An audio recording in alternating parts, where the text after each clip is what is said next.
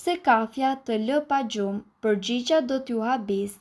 Pjesa më e vështirë e ditës është të nisësh punën në mëngjes pa pirë kafe. Një pjesë e nisi në shtëpi me një kafe turke dhe disa më pas gjatë ditës. Për fat të keq edhe kafja ka limitet e saj, por çfarë ndodh nëse ju merrni një filxhan kafe të paktën në orët e vona të mbrëmjes? A ju lë vërtet kafja pa gjumë? E vërteta është që çdo gjë varet nga personi.